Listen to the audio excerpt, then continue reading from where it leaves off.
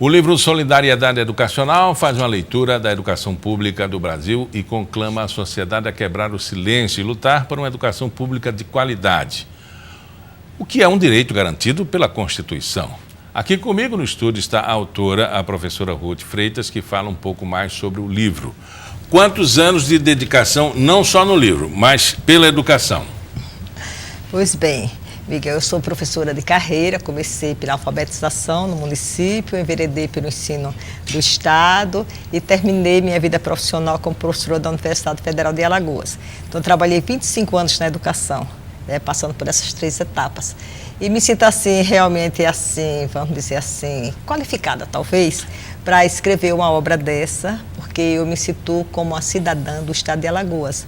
E como cidadã do Estado de Alagoas, também do Brasil, mas principalmente por ser cidadã desse Estado ao qual pertenço, eu venho sempre estudando sobre as questões dos índices dos IDEP e INEP, sobre o analfabetismo nesse Estado.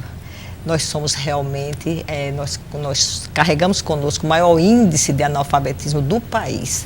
Isso me preocupou. E diante dessa realidade, assim, da insuficiência de participações civis, eu resolvi me deter, me dedicar a essa obra. Trabalhei nela durante 5 anos, exaustivamente trabalhei durante 5 anos, para levantar dados, Primeiro eu me imbuí, assim, de uma referência do pensamento complexo de Edgar Morin, que é meu guru, que eu estudo exaustivamente, todas as obras dele, e baseado em Edgar Morin, que ele escreveu uma obra, Os 7 Saberes da Educação, a pedido da Unesco, e ele traz assim, uma contribuição imensa para essa formação do pensamento complexo, da dialógica do pensamento, onde você pega tudo, você junta tudo, une tudo, e nesse livro eu tentei unir tudo. Unir o bom e o ruim. Bom, a senhora tem uma experiência de estar na base até o complexo ensino na faculdade, na universidade, trilhou por todos esses caminhos, se debruçou durante 5 anos. Obviamente que o livro traz o seu pensamento, a sua maneira de enxergar, aliado à pesquisa. Por que nós não conseguimos quebrar esse paradigma de sermos um Estado com tanta deficiência no índice de analfabetismo? Sempre eu falo assim, se você for olhar no papel, a educação pública do Brasil, a qual o Estado está atrelado, ela é perfeita. Ela é perfeita. Os planos nacionais de educação, agora nós temos um Plano Nacional de Educação que vai de 2014 a 2024, onde possivelmente estaremos todos alfabetizados, professores qualificados, a sociedade recebendo uma educação de qualidade e de excelência, mas isso no final transforma-se em sonhos, em fumaças. Pois é, se a gente tem um planejamento bom e tudo começa com um bom planejamento, por que a gente se perde no meio do caminho? Muitas metas, o Estatuto da Criança e do Adolescente, uma obra fantástica, do ano de 1990, completando já muitos anos, 1990, 10, com 28 anos, e nada aconteceu, Nós temos a Lei de Diretrizes e Bases da Educação Nacional, que é a Constituição da Educação Pública do Brasil, tantos projetos, dinheiro direto na escola, o EJA, e tanta coisa, que são tantos e tão inúmeros. Paulo Freire, Rubem Alves, Cristóvão Buarque, Darcy Ribeiro, Anísio Teixeira, todas essas cabeças pensando, tantos projetos, os maiores pedagogos do Brasil. Nós também, eu me baseio muito numa obra chamada Justiça pela Qualidade da Educação. É uma obra fantástica, elaborada pelo Ministério Público, pelos procuradores de justiça e pelos defensores públicos da União na área da infância e do adolescente. Então, isso é uma obra fantástica, onde os maiores pedagogos do país, os grandes juristas, tentam mostrar a educação desse país como uma coisa que tem que ser efetivada. Onde nós estamos errando? Onde nós estamos errando? Exatamente por conta da política, a política da corrupção. Nós temos, assim, todos os órgãos, por exemplo, o órgão mais importante para a educação é o Fundeb. O Fundeb é um fundo, né, que deveria garantir a educação básica, a formação e valorização dos profissionais da educação.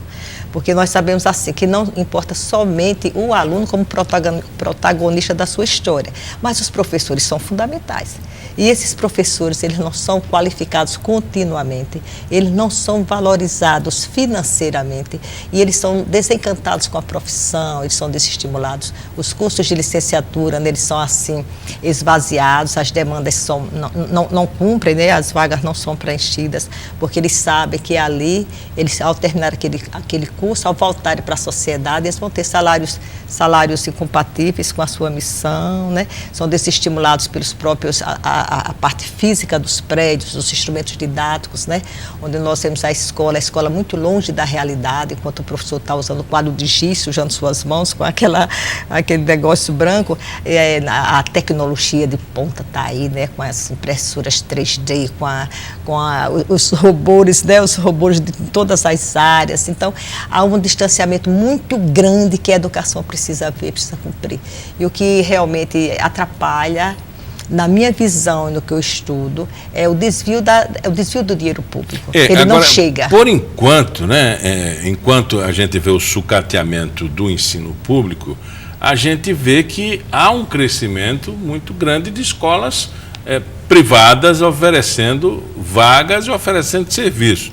Não só escolas de nível fundamental, ensino médio, mas as faculdades, né? Se a gente comparar a estrutura de uma para outra, a gente vai ver que está uma concorrência desleal nisso. Algumas faculdades públicas, né, alguma universidade pública, resistem ainda, mas sempre com corte. E o último deles foi o corte do orçamento da própria universidade e o congelamento dos investimentos em saúde e educação. Exatamente.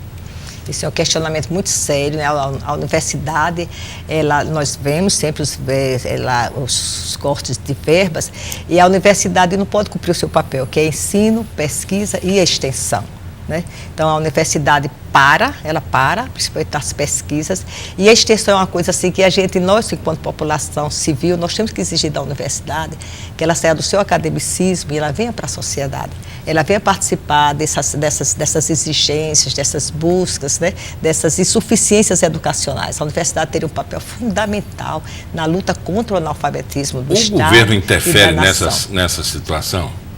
O governo é tudo, porque nós vivemos num regime democrático. E o maior objetivo da democracia é educar seu povo.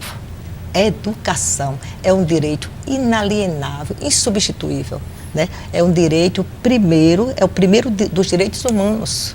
Dele desenvolve-se todos os outros direitos. Pela educação, o homem se liberta, o homem sai da sua área de pobreza, talvez, né? Talvez a pobreza intelectual e a pobreza mesmo material, e ele pode ser o sujeito, né? Um sujeito competitivo, participativo, com habilidades, com competência, com qualificação profissional, para ele ser inserido no mercado de trabalho e sair da sua pobreza, né? E ele ser um ser incluído no todo, né? No todo social, até de nível de nação, a nível de mundo, né? Que o mundo quer pessoas mais inteligentes, porque a tecnologia está aí e exige seres inteligentes. Qual o pensamento da senhora sobre o ensino à distância? É interessante, né? Nós não podemos desprezar, mas nós sabemos assim que o ensino presencial ele tem assim muito mais importância, né? O tete-a-tete, né? O professor e aluno juntos, né? Quantas coisas eles podem passar, né? Coisas mais assim, o contato físico, o olhar, a emoção, né? A emoção, né? A emoção é que tem que estar impregnando a educação pública de um país. E o ensino à distância, na minha visão, ele fica meio que frio, né?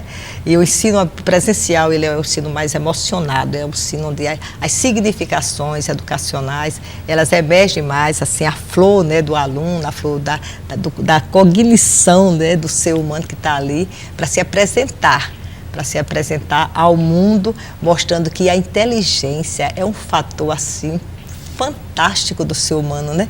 Nós somos umas máquinas maravilhosas, e essas máquinas maravilhosas, se não forem estimuladas pela educação, elas ficam adormecidas né? Então, os nossos Einsteins, os nossos grandes, né, talentos, eles estão hoje na prisão, formando essas grandes gangues fantásticas, inteligentíssimas, né?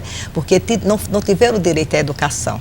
Então, a educação, possivelmente, desse país, se ela viesse cumprir a sua missão social, política, econômica, cultural também, né?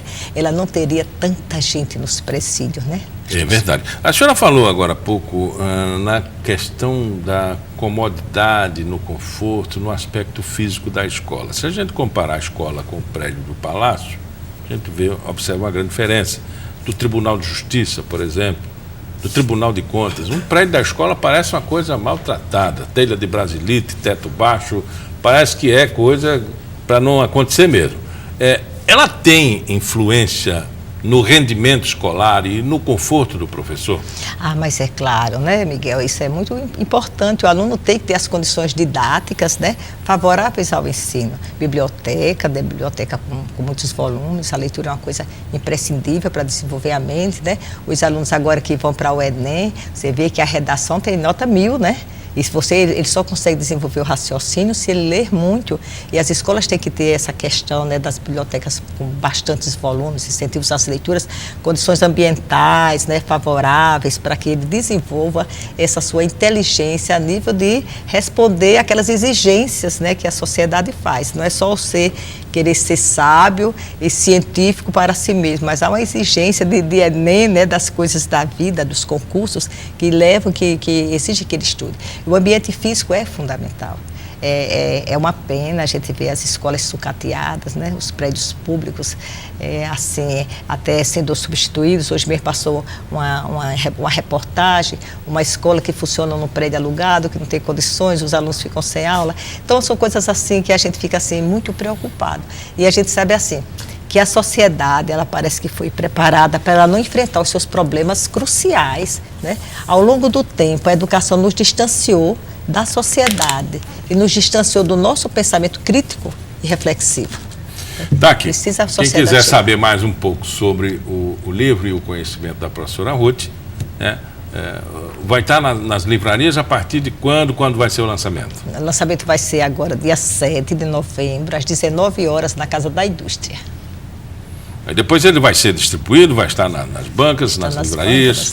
Enfim, quem quiser o acesso, lançamento dia 7 na Casa da Indústria e depois nas melhores livrarias. Professora, muito obrigado pela entrevista. Muito obrigada, Miguel. Espero que a sociedade, né, participe da sua educação, que a educação é do povo. A educação não é do governo, a educação é do povo nacional e do povo alagoano. O Pauta Especial fica por aqui, voltamos no nosso próximo encontro, sempre às 11h30 da manhã. Até lá.